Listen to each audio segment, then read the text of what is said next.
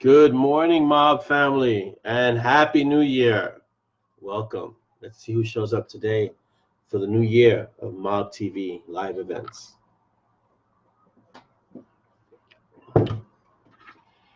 I hope everyone has had a good new year. Let me start our timer. Morning, Jethro. Welcome.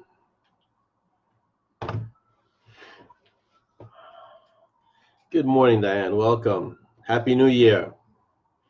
Good morning, Marie. Happy New Year. Good morning, Jenny. Good morning, Amanda. How are you all? Happy New Year. Good morning, Kristen. I'll wait a little while longer before I jump into some of the things we have coming up. Good morning, Elizabeth. Evening, Amanda. CC Dos. Good morning, Chris. Hello, Jasmine. Happy New Year. Good morning and Happy New Year, Chris. Happy New Year, John. I think it's good afternoon where you are, right, John? Hello, Elaine. Happy New Year. Let me know if you guys can hear me okay. I'm not using the headset, so I want to make sure that it comes across clearly today. Good morning, Dolly. Take your time, Jenny. Get some coffee. Happy New Year. My New Year was great, Jenny. I hope yours was too. Good morning, Elizabeth. I figured it was, John.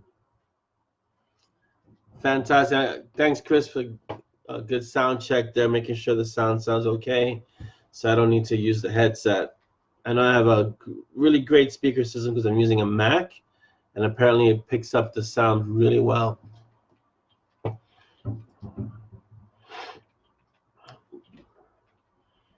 Let me check because I'm a little behind on comments.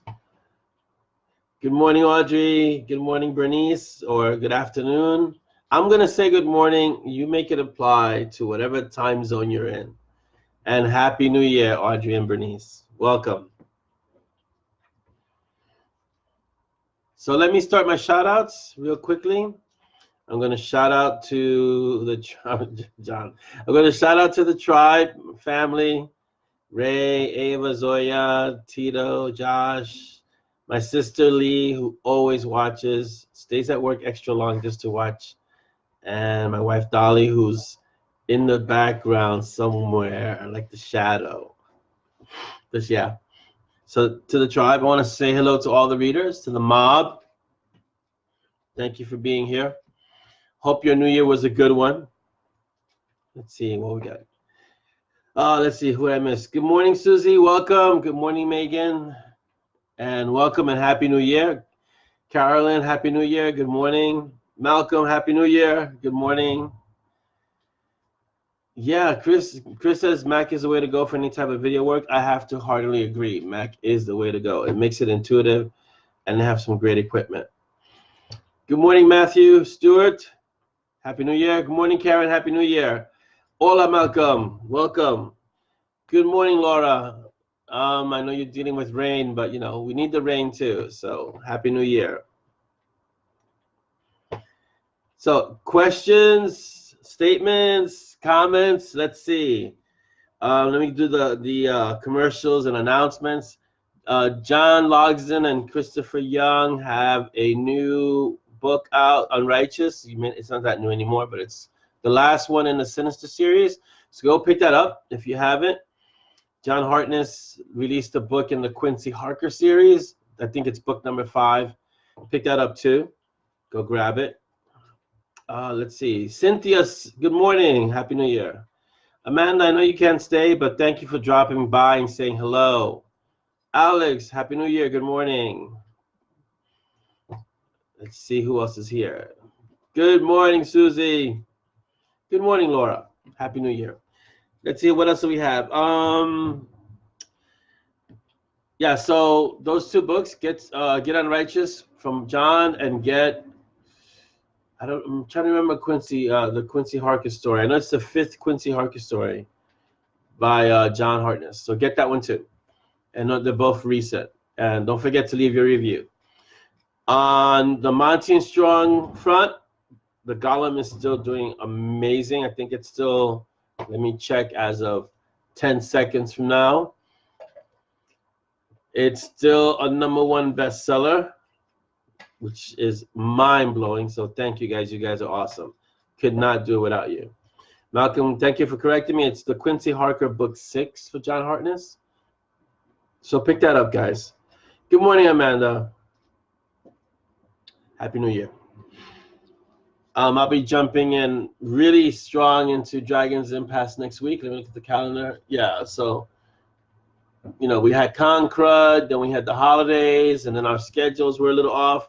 So I'll be making a really strong effort into Dragon's Impasse for the remainder of the month. So that'll be fun.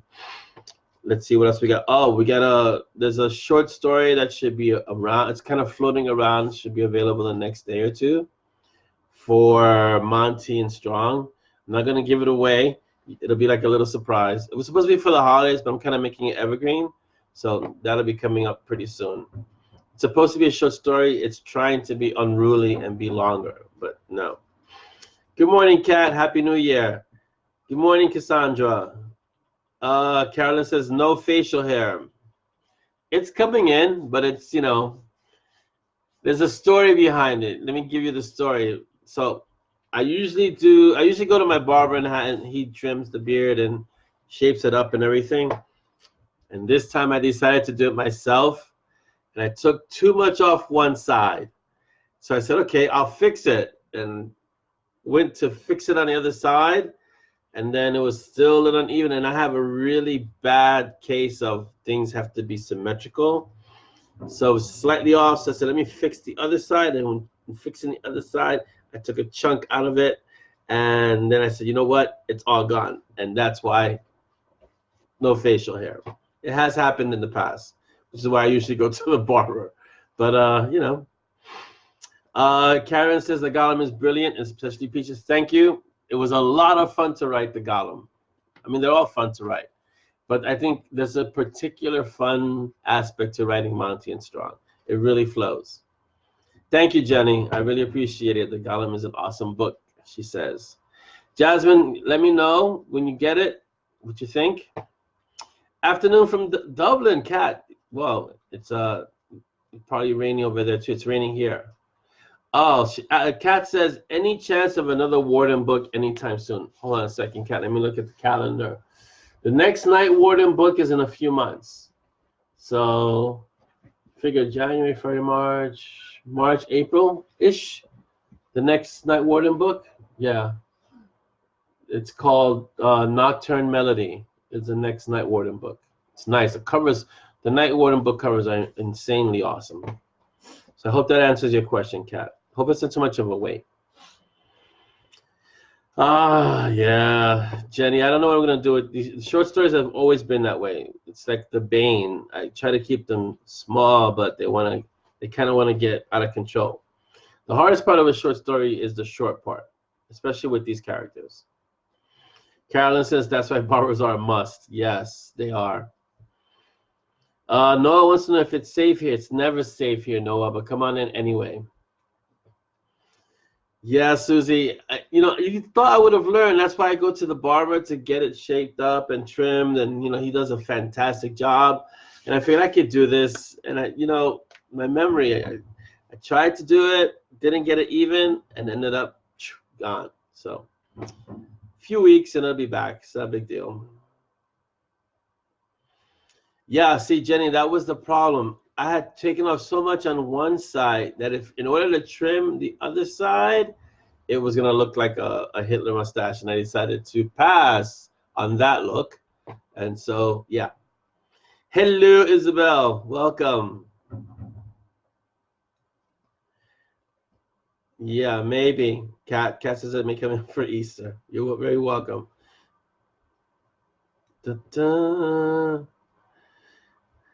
Yeah, see, I had the beard for a while, but that was just too much maintenance. And so I kept the goatee, and then, I was like, okay, I'll let the barber take care of it. But just this time I wanted to do it, and and end up paying the price. All right, so spoke to my narrator for the audiobooks, Kevin Collins, who's a fantastic narrator. And the third audiobook, which is Blood is Thicker, is with the editor. So I really don't have any say in that, except to when they get it back to us, we listen to make sure that it's that it's the way it's supposed to be. But that's almost in the process. So once that's done, we'll get it, and then we'll put it out on Amazon, on Audible. It'll be out there. Good morning, Craig. Happy New Year. Good morning, Lori. Happy New Year. Isabel says I look so young. Yes, that's why I keep calling you the older one. See, because this is how young I look. Let's see. Good morning, Helen. Happy New Year. Welcome back, Laura. No problem, Craig. Just making sure that it's Dragon approved. So let's see. I've gotten the art back from Mona Finden. Those of you that might know who Mona is, I've been putting up the art of Simon and Monty. So we got the final pieces, and Dolly's gonna be putting up swag, like t-shirts and notebooks with that art on the Zazzle store, on the M&S Zazzle store. So that's gonna be coming up in the next week or so. And go get your swag. We'll put it up in the mob when it's up there, and what pieces are up there. You can get this awesome art from Mona. She just blew it away, and she's working currently on Peaches and Michigo. So that'll be very cool. Let's see what we have. You guys have any questions about the Golem? Is anything left unanswered for you in the Golem? Aside from, the actual story, if there are, let me know. I'll see if I can ask them. I can answer them for you.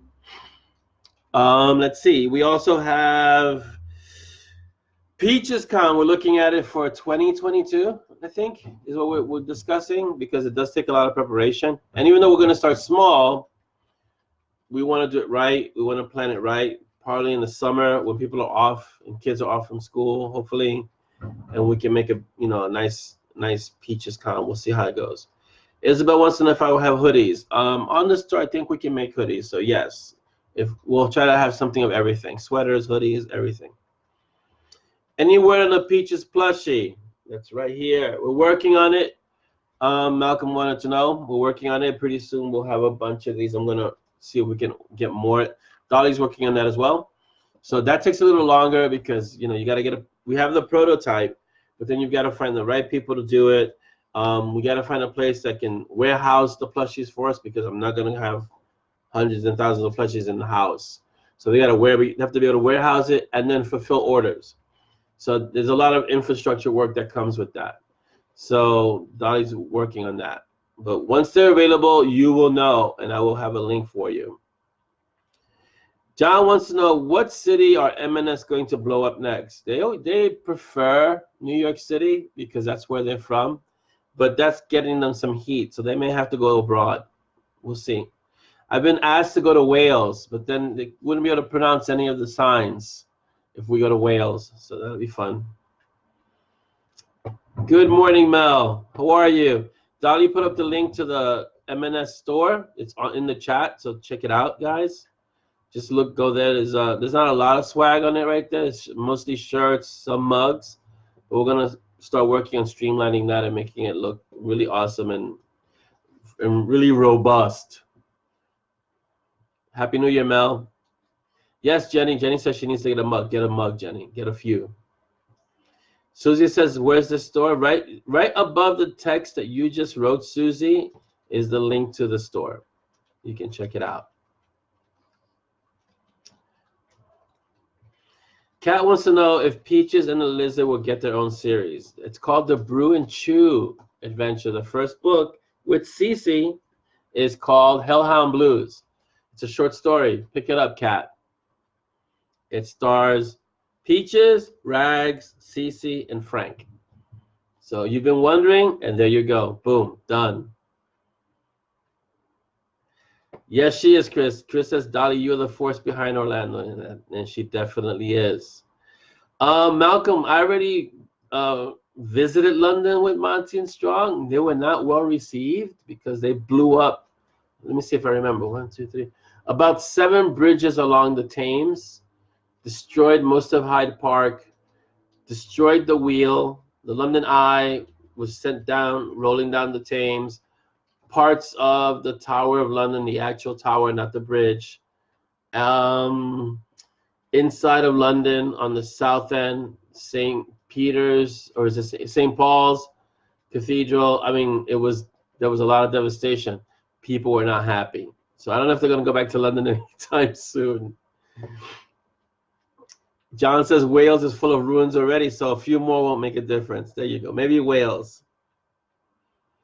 So Elizabeth wants to know if I would ever consider taking Monty and Strong to Los Angeles. No, because it's too close to Vegas, and Ian Dex is out there, and so we don't want to have that kind of situation. Maybe, we'll see.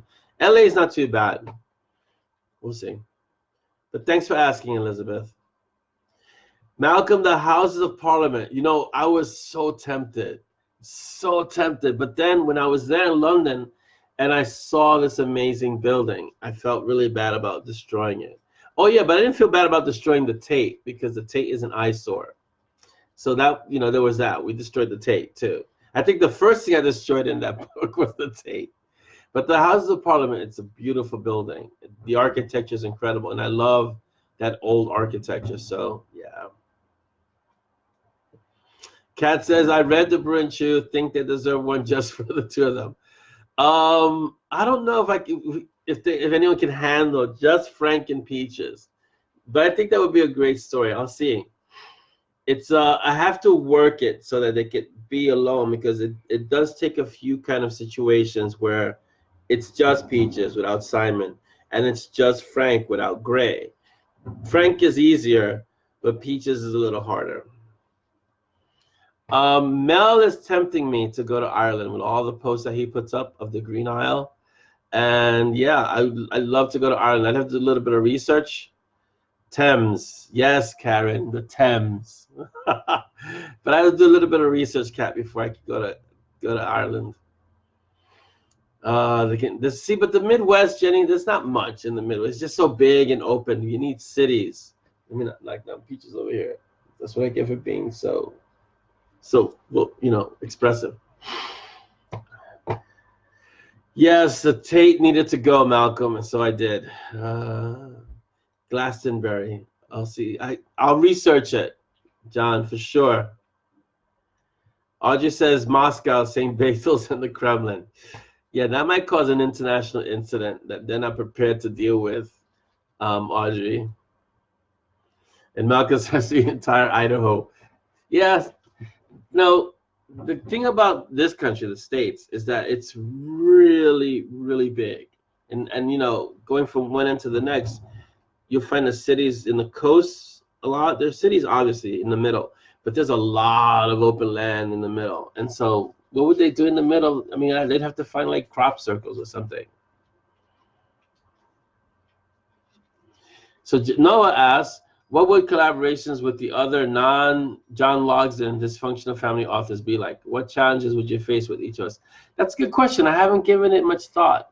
Mostly because I've only collaborated with John. And so I haven't given much thought to collaborating with others, because I'm realizing that my process is, I don't know if it works well with the collaborative process. As it is with John, I write something, I give it to him, he looks it over, he adds something, gives it back to me, and so we do a lot of back and forth, and I find even that, even though we get along great and we write, like, you know, amazing stories, I find that to have too many steps, which is necessary for a collaborative process. So I don't know, I'd have to give that one thought, Noah. I don't know if I could do it with someone else besides John, because it adds too many steps to the writing process, and my brain doesn't seem to like that process. It seems to slow the story down for me. But I'll give that thought, because it's a good question. We don't want me in any. Chris says we don't want you in any list. I don't want to be on any list. Thanks. I'm going to pass. Laura asks, when is the next chew? Hold on, Laura. Let me look at the schedule. The next chew, that's gonna be far from now, like next summer, because there's so much between now and then. It's like Monty and Strong. There's Division 13, Rule of the Council, which is Michigo's story, and the whole. If you realize that she's still disappearing, this is how she comes back to the council. So that's a whole story. So there's a lot of stuff in between then. So, but the next Brew and Chew, it'll be the next 2 books in the middle, in the summer around there. So that'll be fun. Isabel says I should go to Scotland. You know, I almost went to Scotland for 20 books, 50K. They had a show in Scotland, but my schedule was just all over the place. Chris says there's a lot of nothing here in the middle. Yeah, I don't want to write a story about a lot of nothing there. That's why I like New York and I like the major cities. There's still so many cities that I have to visit anyway. So there's no shortage of cities for Monty and Strong to destroy. So not to worry. But I like them in New York because it's my city. It's where I live, and you know. Noah says, so I'm afraid. And yeah, no, I'm completely afraid. This is the face of fear. Can you see it? Yeah. Elizabeth says, when is the next Division 13 coming? That's really soon, actually. Next month or so. I've got to get on that. It's called The Pain Eaters. That's going to be a lot of fun. The next Division 13. And I think after that, there's, wow. Yeah, there's Assassin's Apprentices out there. And don't worry, Sepia Blue will be done this year, finished, both books this year. So I won't have to hear my Sepia Blue reader saying, you've left her, you've abandoned her. So yes. What do we got? Let's see. The 10th book, Uncle Dex. The Golem is the 10th book, Malcolm. So are you saying the 11th book? Are we talking about Monty and Strong? Because Golem is the 10th book. Uncle Dex, eventually he has his own story, a spin-off story. He has a story with Nana, and he's going to have his own series at some point. So Uncle Dex is going to be pretty important. He's going to have his own stuff. Susie, and I remember this because she did put it in the post. Thank you, Chris, for reminding me. She asked for more info on Roxanne. That will come out in the next few books because the next few books start becoming this connected story about what's happening with Monty and Simon, but mostly Monty. And then because it's happening with Monty, it directly connects to Roxanne. So the next few books, you'll start seeing more about Roxanne, her backstory, why she's being hunted, why does she need to be in Haven and be protected, things like that starts coming out. Yes, Susie, so more on that. So Malcolm says, oh, the 10, TK and company. Yes, that's the Clandestine Adventures of the 10. Geez, when is that scheduled? That's not scheduled for a while. I'm sorry, Malcolm. I'll see if I can bump it up to this year, but it's like my schedule goes out to 2 years from now. And it's on there, but it's not. It's like a while from now. Yes, Susie, you just typed that. Yes. Audrey says or asks, how about a story where M&S and Peaches go on vacation? There's actually a story called The Vacation. And they don't go to Aruba, that's for sure. And it's not much of a vacation. And I don't know when that's scheduled for, but it's scheduled. It's on there somewhere. Is The Vacation on there? Let's see. Yep, it's on there. So yeah, it'll be there. But that's, yeah, they've been trying to get to a vacation for a long time, Audrey. I don't know what to tell you. They're busy. Let's see. Laura says, yeah, Uncle Dex. Uncle Dex is awesome. He's actually in the short story that I'm writing right now. John says, how about a Solo Peaches goes on a holiday? Solo Peaches would be fun, but he needs a foil to work off. So as much as I'd like to have him ruminate, most of his conversation would be about me. So he needs a foil. He needs to be doing something. Plus, a hellhound really can't go on vacation by himself. That would just cause chaos and mayhem and destruction just from being out there by himself. So So a few more things. I'm sure most of you have seen the website orlandoasanchez.com. We're looking to start thinking about revamping that and making it look a little bit more upscale. I was looking at Mark Dawson's website, and that looks really nice. So something along that line. So, and if any of you know of a web designer or a web company that does that kind of stuff, shoot me a post or a PM or a DM, and let me know. So, because we really are looking to kind of revamp and you know, make it look a little bit more upscale. Let's see. Yeah, so that's kind of important. I want to kind of change up that look just a bit, or send it to Dolly. She's, you know, again, she's the force behind things, even though she says she's not. She is.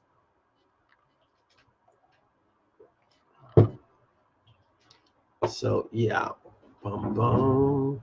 Right, here's a current website, and it looks great.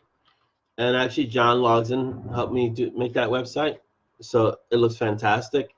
But I kind of want to make it a little bit more upscale. If you look at websites like Mark Dawson's or things like that, they have a different feel, and I want to kind of start capturing that for Monty and Strong, and Peaches, obviously. So that's the goal, to have that there. And don't forget to follow us on YouTube. If you've seen our YouTube channel, that's completely owed to Chris Chrisman Dos, who does amazing work on YouTube. So like us, subscribe, and please share the channel with as many people as you can, so we can get a lot more viewers to start looking at our videos. And you know, this is a long-term thing. We're gonna be out here just talking and having interviews and things like that. So, and we're building content little by little, but you could say you were here from the beginning. So please like, subscribe, and share the YouTube channel. Karen, she's priceless. I can't afford her. So, you know, Karen says, I hope you're paying Dolly. Yeah, I can't afford to pay her. So I just try to be awesome. I pay her in books. How's that?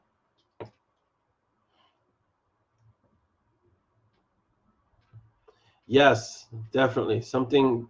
Chris says a warmer, updated website. Yeah, because the website that we have now, it's functional and it works, but I want something that has a better initial impression, so that when you get to the website, you immediately know what this website's about, like Monty and Strong and Peaches and fantasy, urban fantasy, and amazing stories. Like, you know, if you see our banner on the mob on the Facebook page, and you see that cast of characters, that kind of gives you an idea, like, whoa, who are all these characters and what do they do? And there's magic everywhere, and something along those lines that really kind of captures the magic feel and the stories of the Monty and Strong world, you know?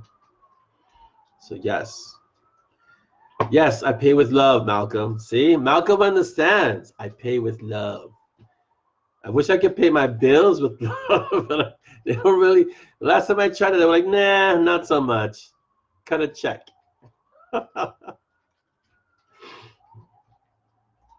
Yeah, I wish I could do that. That'd be great. So I am sitting here completely amazed that the Golem is still a bestseller. It's one thing to be a new release. I was having this conversation with Dolly earlier today. To be a new release, you know, it's pretty awesome. I don't take anything away from it, and it's actually a number one new release too. But to be a number one bestseller, apparently Amazon ranks that a little higher, and so they give it precedence on their site when it has the number one bestseller tag, and you'll see that more than when you see a number one new release. So I'm sitting here in awe of the Golem doing that, because there's no advertising behind it. It's all you guys, word of mouth. I don't run any specials. It's just we put out a Monty and Strong book, and it takes off. It's amazing. Wow, John asked a really great question. John says, any chance of a 2021 Monty and Strong calendar? That's a good idea. We'll have to look into it. Because I think we have enough. We have at least 12 images that we could. I might be able to get the designers to make it so that it fits a nice format, and then create a calendar. So, or we might be able to do it ourselves on Zazzle. We'll see. But yeah, that's a good idea, John. Thank you. Oh, thank you, Isabel. You're not amazed because my books are amazing. You're incredibly biased, but thank you. Linda, welcome. Sabrina, welcome. Hope I didn't miss anyone. Did I miss anyone? No, okay. Welcome, Sabrina. Good morning. Happy New Year. Welcome, Linda. Good morning. Happy New Year. Chris says organic love for M&S. I think that's a lot of it is organic love. Like, what I found in my experience is that readers really love the characters.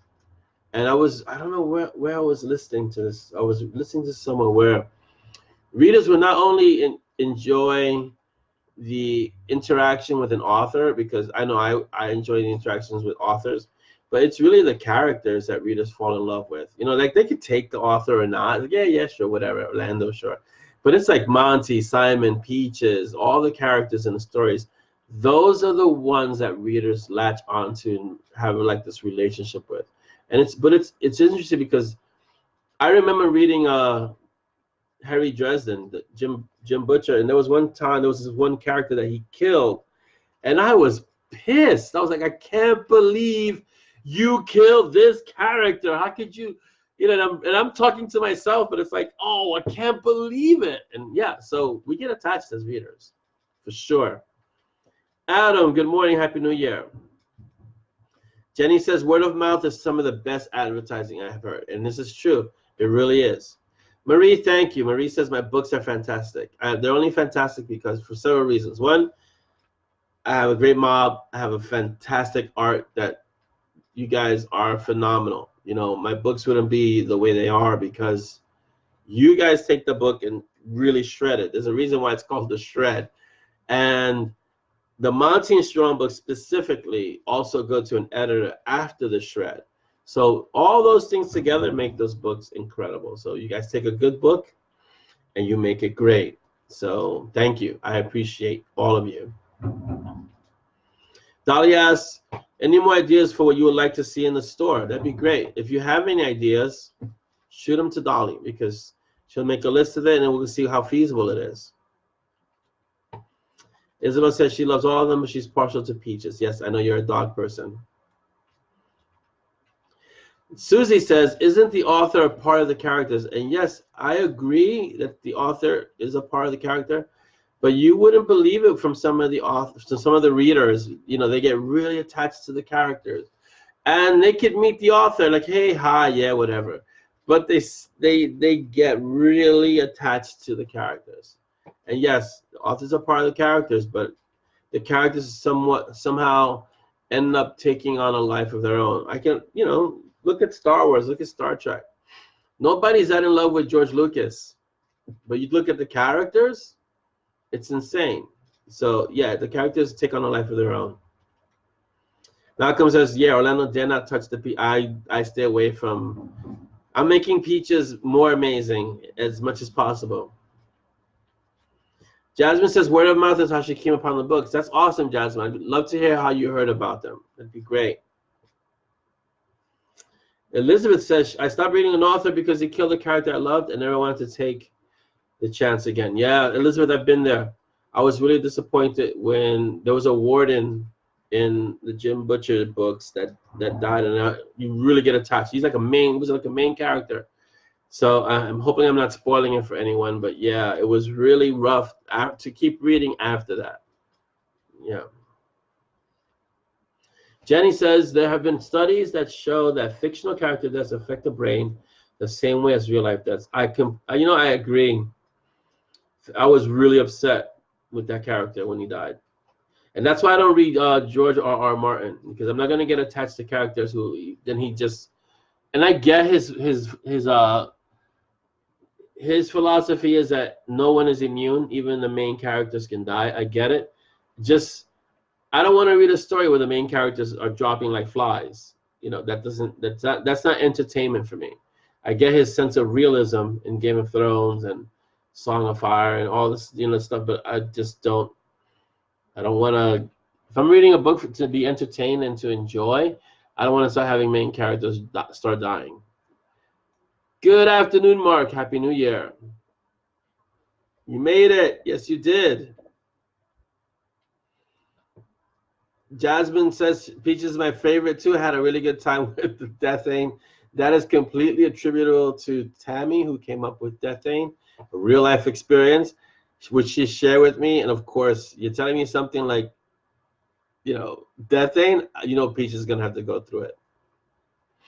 Isabel says, I hear you in each one of those books. It only makes sense. Yes, you would definitely hear me because you grew up with me, so for sure.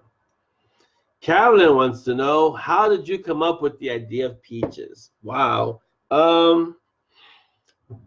The animal in urban fantasy is a familiar trope. So I didn't want to do something that everyone expected. Harry has Mouse and Mister, which is Mouse is the dog that's enormous. He's a food dog, and Mister's some kind of crazy large cat. Down, boy, down. So I didn't want to do the typical cliche animal. So I kind of wanted to go in a different direction, but I did want to have an animal. And I really liked, if you've read The Iron Druid, Atticus and Oberon, that kind of relationship was really awesome. So I wanted to do something similar to that, but not have it be an Irish wolfhound, because, again, that would be the Iron Druid. So I said, well, why don't we have a hellhound? No one's really done a hellhound as a pet or as a companion, as a bondmate. And if you look in the beginning of the books, Peaches and Simon don't really communicate much. It's as time progresses and Simon grows in power that he's able to communicate more and more. And then when Peaches becomes XL, then Peaches sounds like a professor. And so that's where the idea came from, Carolyn. I wanted to have something that kind of met the trope of having the animal sidekick per se, but not the usual, we're just going to have this kind of dog or animal and be the usual urban fantasy trope. And also, if you ever read Andrew Vox, which is not urban fantasy at all, it's a little bit more crime thriller, he has this huge dog called Pansy. It's like a mastiff of some kind, but it's called Pansy. And so it's such a disconnect. And I said, well, I'd like to do something like that with a hellhound. And what better name for a hellhound than Peaches, So there you go, Carolyn. The not so short explanation of how I came up with Peaches. I agree, Adam. Adam says, every time I come across an amazing black mastiff picture, I think of Peaches. Yes, Peaches is based on an Italian Mastiff, the Italian Mastiff breed. Beautiful dog. It's a beautiful breed. If I had more space, that would be the dog I'd want to get. Carolyn says, I had to stop reading Game of Thrones 4 books in. It was emotionally shocking for the reasons you discussed. Yeah. If you start seeing main characters go, bite the dust, for me, that's a deal breaker. I start losing interest in it. I know people who love Game of Thrones, and obviously Martin has done really well with the story and HBO and everything, but I'm like, I can't kill main. I mean, could you imagine Monty or Simon or one of the main characters dying? That wouldn't work. Yeah, Adam is partial to books where everyone dies at the end and the villain wins. That's called a tragedy. Isabel says Juno equals Peaches. Yes, I think parts of Juno. Juno was one of my first dogs when I was much younger. He was a terrier mix, so he was kind of crazy. And a lot of Peaches is Juno, including the, always wanting to eat. Peggy, welcome. Happy New Year. Karen says Death-in is also achieved by them eating daffodil bulbs. Yeah, I think the broccoli was better, but I'm going to keep Peaches away from daffodil bulbs as well. And Carolyn says yes, and serves as a foil. Yes, I can't. For me, having that whole death being over every story, the readers start losing trust in you too, because you'll keep a lot of readers because they want to know who's the next character who's going to bite it, but a lot of readers will be, I'm not reading this anymore because he kills the main characters. So it's a toss-up. I think George R.R. got it with his story, but I think he also lost a lot of readers because of that. You're welcome, Carolyn. Carolyn says, yay, thank you for telling us about it. Adam says, I have a Dogo Argentino. Yes, Dogo Argentinos are beautiful breeds, and it's an all-white version of the Black Mastiff. Exactly. That's pretty much sums it up.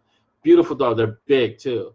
I used to go to Starbucks, and there was a gentleman who used to bring in his Dogo. It was enormous. It was like a sweetheart of a dog, but it was big. It was huge. Like he couldn't bring it inside. Elizabeth asks, have you ever had a minor character you love so much it grew into a book? Sure. Peaches, Dex, you name it. Any of the characters that are in the M&S world can grow into their own book. Ursula has her own book. Michigo's going to have a book. Let's see. I'm trying to think. Roxanne could have a book. Even Ken could have a book. And he's really considered a minor character. But he's such a fun character to write that he could have his own book. Most of the characters I write in the Monty and Strong world have the potential of running away with their own series. And I have to really be careful not to do that initially.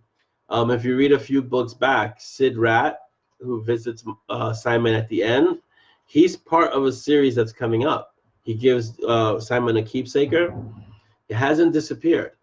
And he's part of the Designers, which is a time-traveling group. And yeah, so there's potential in every character. Even Jim the Butcher at the Randy Rump can have his own book. All the characters, even the minor ones, I try to write even the minor characters, what's considered minor because they don't get as much what we call screen time. But even the minor characters in the Monty and Strong world, I try to write them interesting enough that they could each have their own stories and each have their own books. Because that way, when you do see them, you want to know more. Even Ramirez, who's the head of the NYTF, how did he become director? How did he come up in the ranks? Why is he digging in Simon's past? What's his past that he knows enough to dig into Simon's past? There's a whole bunch of there's so much there, and so yeah, most of my characters could run away with their own stories, Elizabeth. The trouble and the work is managing them so it doesn't do that because there are only so many hours in the day. Cynthia asks, are you finding that as Monty and Strong deal with Peach's growth, size, strength, it's helping temper them as they get stronger in their growth? Roke. Roke hasn't disappeared. He'll come back. Here's what happens, and I try to be really careful with this. It's the Superman syndrome. When you make a character too strong, the enemies have to grow in strength to be a threat to those characters. So I can't make Monty and Simon or Peaches invincible, or like they can't be defeated. And so they gradually get stronger, but they also have flaws. So they'll get stronger, but they'll also maintain some flaws that make them vulnerable. Because the Archmage is supposed to be really, really, really strong and powerful. So yeah, so I can't make them that strong. Or if I do, it can only be for a certain amount of time, and then that strength has to diminish.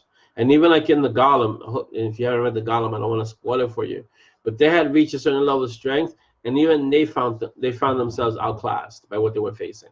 So even with all this power that they have, both of them, all three of them put together, it wasn't enough.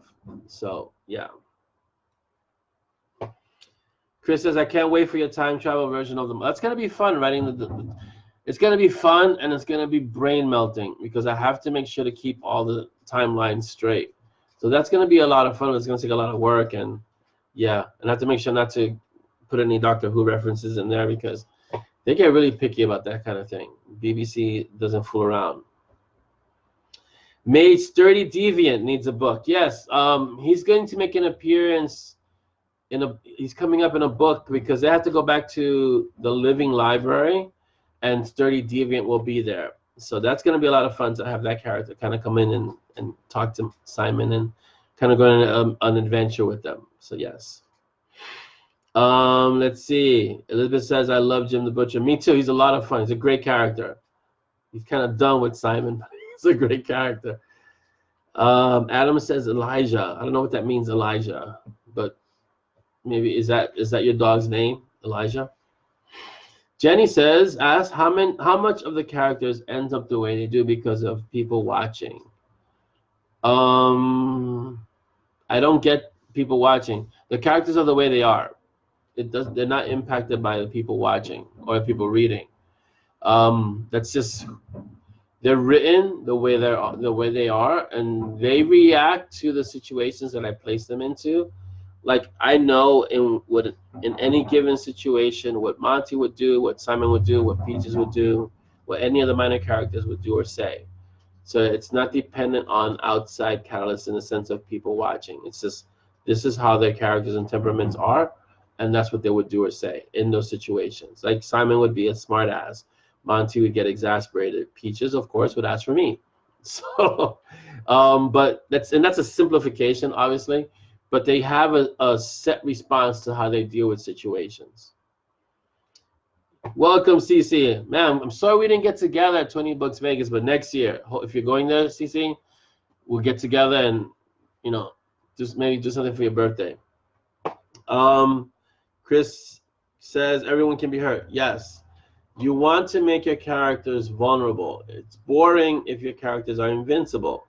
This is why people prefer Batman over Superman, because Batman has no powers and Superman is invincible. What they had to do with that character is make him vulnerable by creating kryptonite, because at one point he was too strong.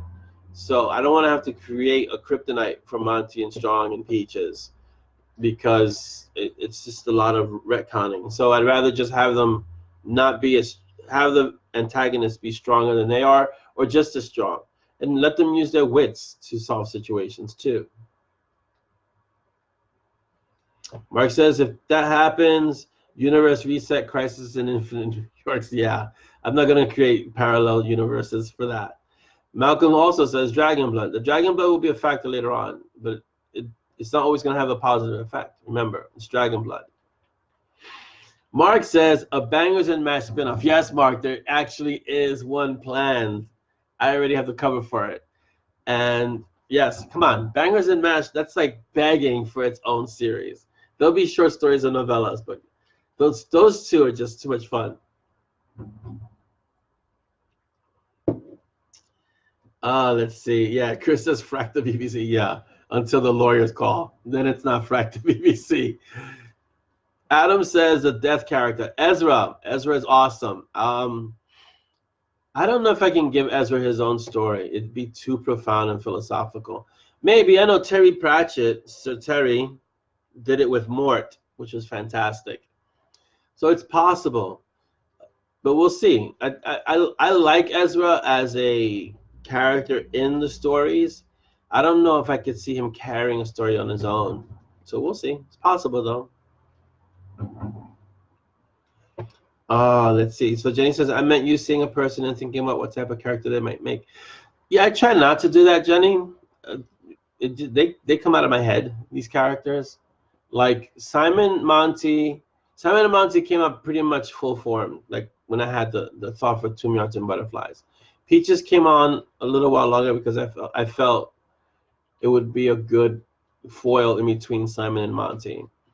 But they came out pretty much fully developed, those two. And then the other characters came along because the world needed, they needed an NYTF director. They needed another antagonist that wasn't trying to get them. So the Dark Council needed a leader, and that's where she came in. Then they needed a hospital, so that's where Haven came in. Who's going to run the hospital? So Roxanne came in. So as the needs grew, as the world grew, these characters started coming also. Chris says, I love how you keep your characters human regardless of what they are. I try to always keep them human, despite the fact that they're manipulating so much power or have these abilities. At the end of the day, they still have to have human qualities, or else they lose that.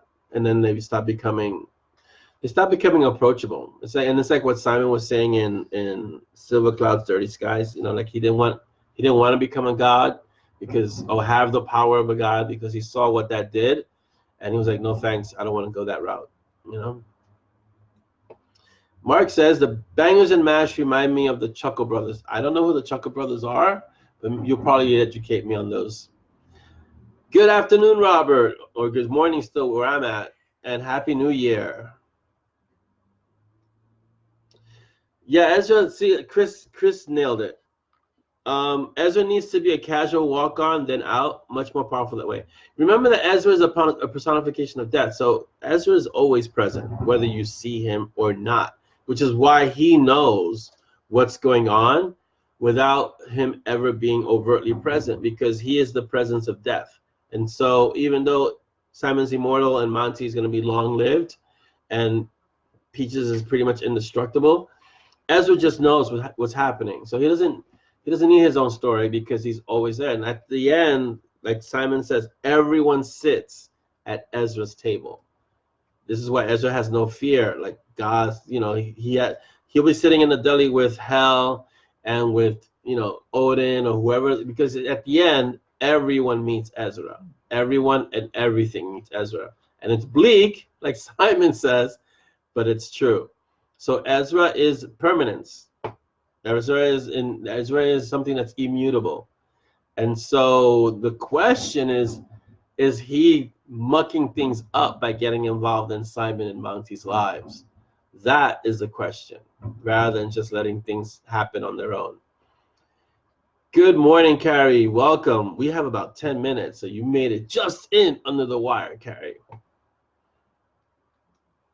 Happy New Year, Carrie. So there are questions to be answered there. But Ezra's in every book. If you look, Ezra's like always present. Because they're always dealing with death or some sort of death, whether it be physical or psychological or spiritual or emotional. That specter of death exists constantly, which is why when Simon, I think it was in this book recently, when he says, you know, I've been there, I've done this, and Ezra says, yeah, I know, I was there. So it lets you know that even the things that Simon has done in his past, Ezra is aware of them because he was there. Oh, that sounds like a great occasion, Carrie. Thank you for popping in. Happy New Year. Have a lot of fun with your sons, for sure. Chris, yes, quantum entanglement with Ezra. It's not even a matter of quantum entanglement. You know, Ezra goes throughout the whole timeline, and so to have his own story would be kind of defeatist because it wouldn't make sense. He can't have his own story independent of anything because he is part of everything. If you have life, you have death.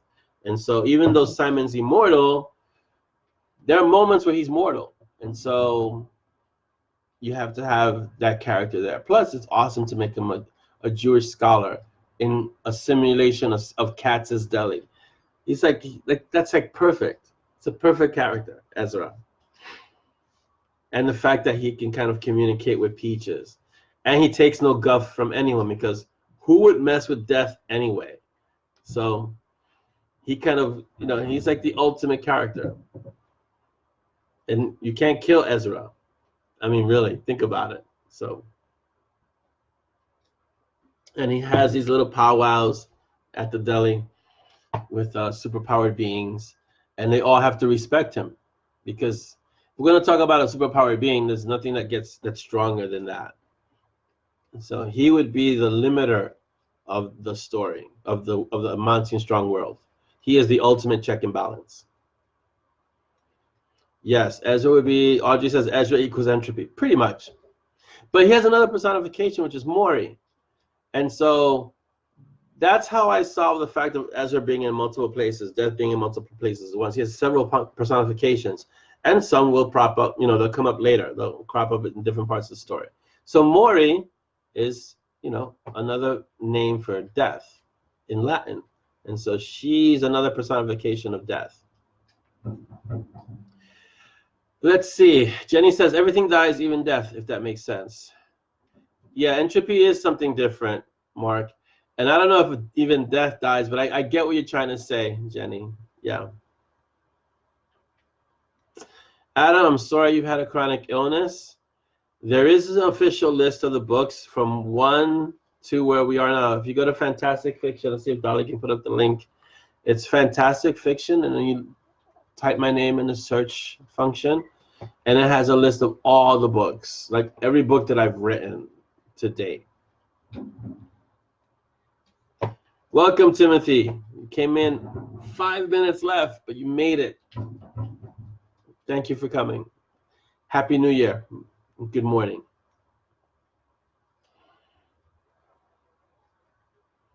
Well, yeah, entropy has been seen as a sort of death, but it's not exactly death.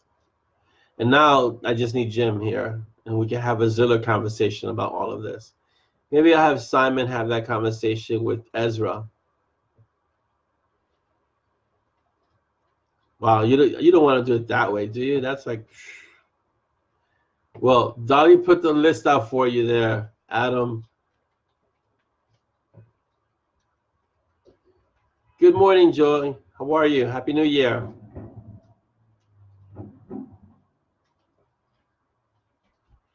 Well, see, Mark says, imagine the form of death hellhounds would take.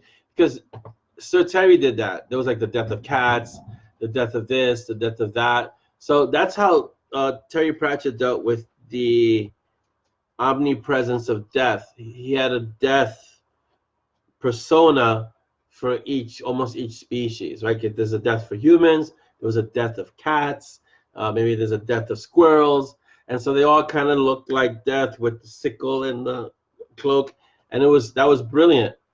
But that's how he solved the whole thing, that everything dies, and so everything needs a death persona. So you can run with that as far as you need to. I mean, it is a very broad idea. Chris says all the YouTube videos have all the links to everything in the description also. Does Fantastic Fiction have a Twitter account? No. I'll send you the link, Isabel. There are a lot of, it has all the books. So I'll send you a link later on. I'm glad you didn't miss it at all of it either, Joy. You made it in with like, under 5 minutes in the wire. Mark says, a bowl of pastrami that was too much even for a hellhound. No, I don't think something like that exists, Mark. No. A bowl of pastrami that was too much.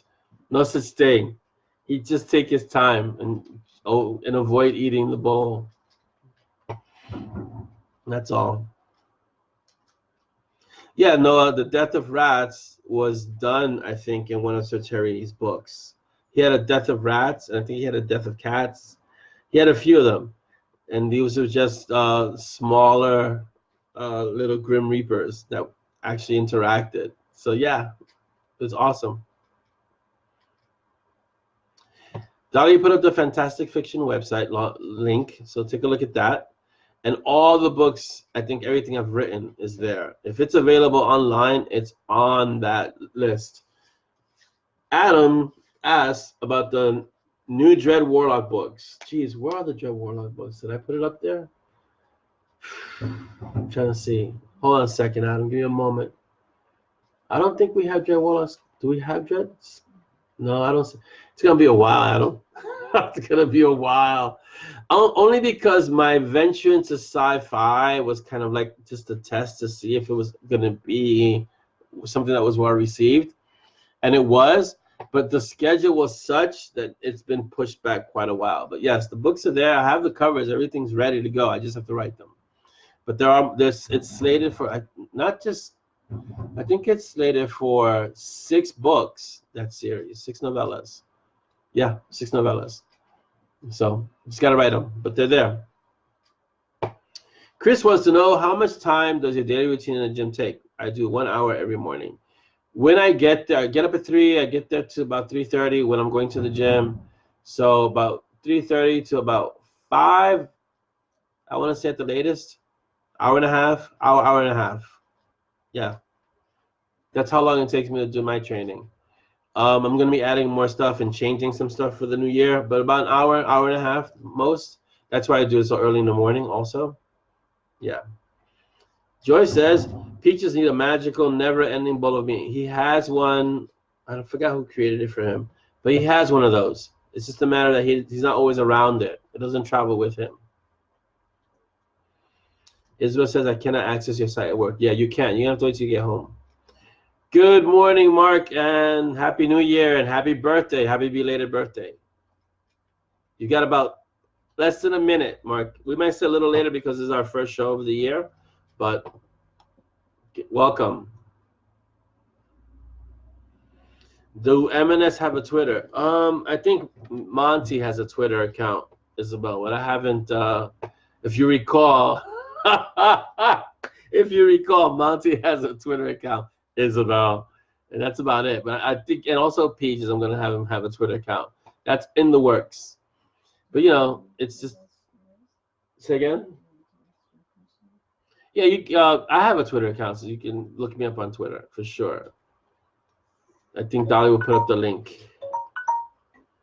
So we're going to run a little over today because it's the first episode, but not too much over. Maybe another 10 minutes. And then because it's the new year, and we're just going to give everyone a chance to come in and say hello.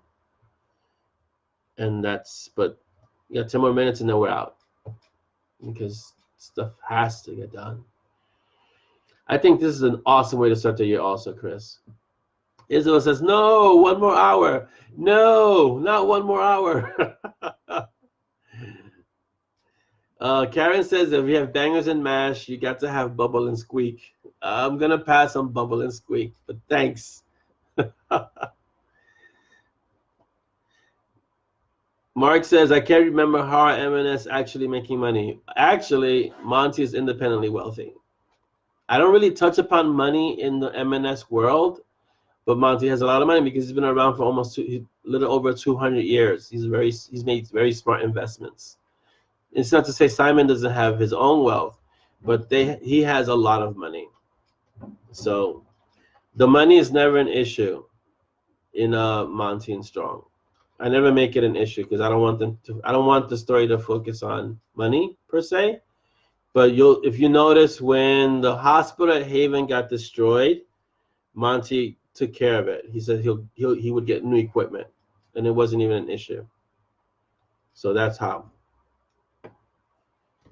Dolly says, I'm a fictional creation, much like his characters. Yes, I just go off to the side and say something off to the side, but then I'm secretly typing as Dolly on a different keyboard. Hi, Karen. Hi, everyone. She is not a fictional creation. She's real. I hope that answers your question, Mark. Yes, the wealth has been hinted at in some of the stories. Like Monty bought the apartment in the Moscow. The cars that they get from Cecil goes back to a connection that Monty has with Cecil from way back. So even though those are expensive vehicles, they never really have to pay for them. Plus, Cecil's trying to destroy the beast, and he can't find a way to do it. So he uses Monty and Strong as his guinea pig. Yes, she does speak. She has a voice. Yes. So that's how the wealth is. When you live 200 years, you can make smart investments. You know, compound interest is your friend. Chris, that's a great quote. That quote is Larry Tushman's quote. Thanks, hon. Not like Attila. That is totally Larry. Larry and Tammy were having a conversation, and that one of thanks, hon, not like Attila, was totally them. So yeah, I always try to make sure to give the attributions where I can. Yes, if you're familiar with Frasier, those of you who were Frasier fans a while back, Maris, who was a character, is basically just Dolly. We know she exists. You just never get to see her. So yeah. Yeah, I think your voice carried over. The mic on this is really good.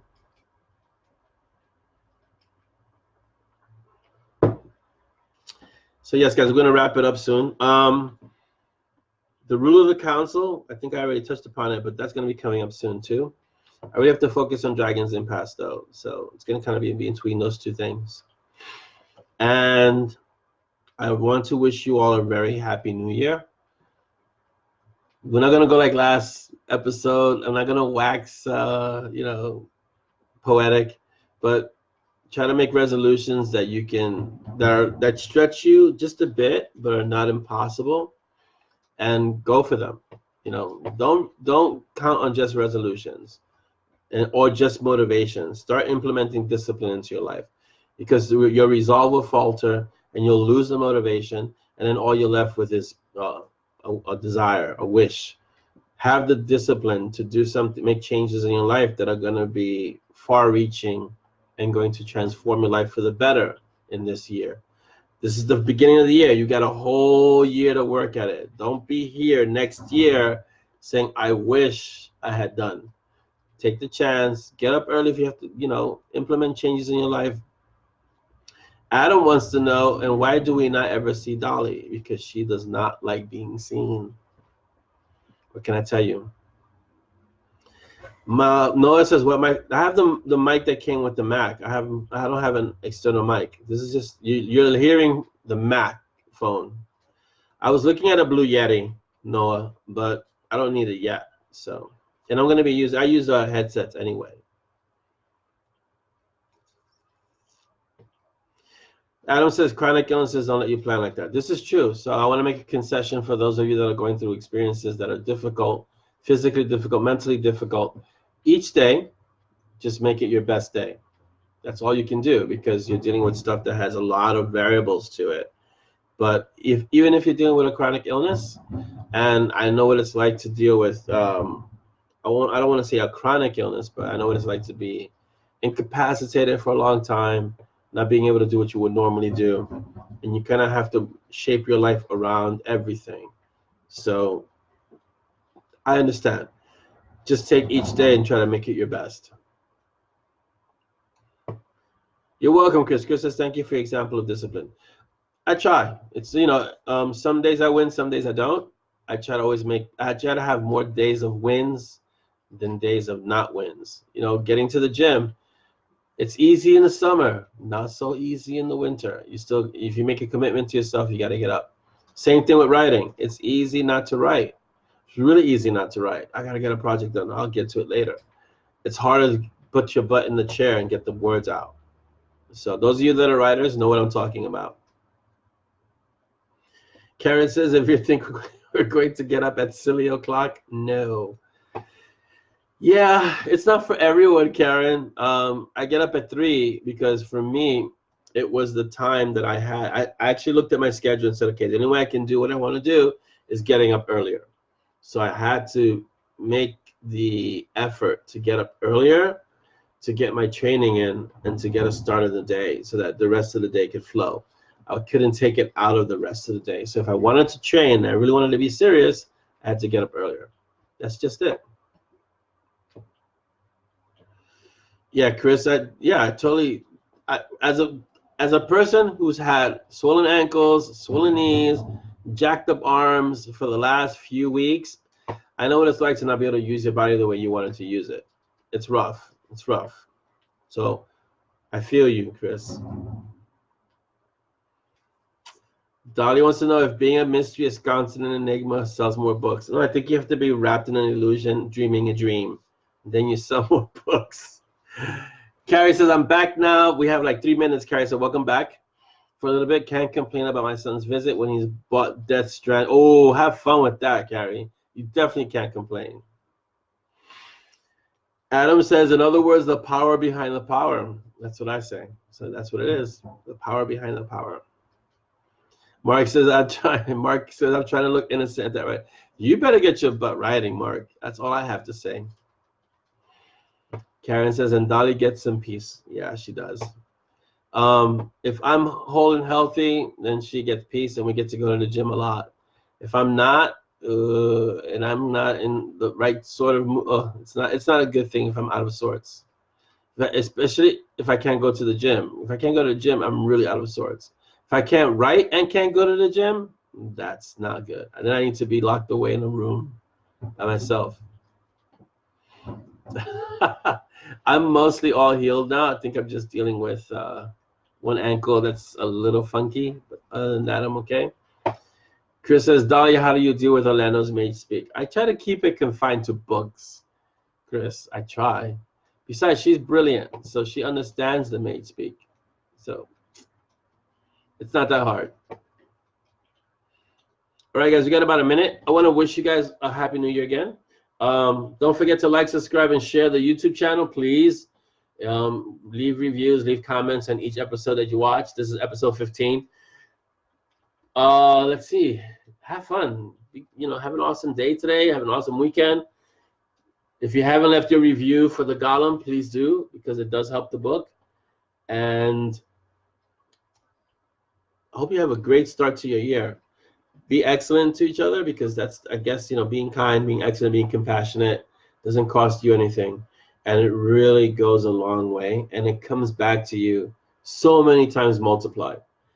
You don't understand what it means to be kind of compassionate or be good to someone, how it's going to come back to you in a different way. You won't know how it comes back, but it doesn't cost you anything to be that way. So if you can be something, be kind and be excellent in your own life. Yes, Mark. No writing, no gym turns Orlando into a grumpy hellhound. Yes, exactly. Okay, guys, our time's up. And I know, like Isabel said, I wish I could do another hour. And maybe one day we'll make a special show where we'll have a 2-hour show. But like I've said before, it's the upload times that kill us. So a 2-hour show, we'd have to break it up into 2 hours. Maybe have an intermission and then do something like that. Because I also want to be sensitive to your schedules. Sitting here for an hour, I want to thank all of you that have come by and hung out with us. You have your beverage and have your questions and comments. And like I said, this is like us hanging out in a cafe, just spending some time together and talking. And that's basically kind of what we do at 20 Books Vegas too. We spend a lot of time talking and hanging out with each other and sharing ideas and just spending time. So I want you to have a great weekend and be excellent and have a happy, happy new year. Bye.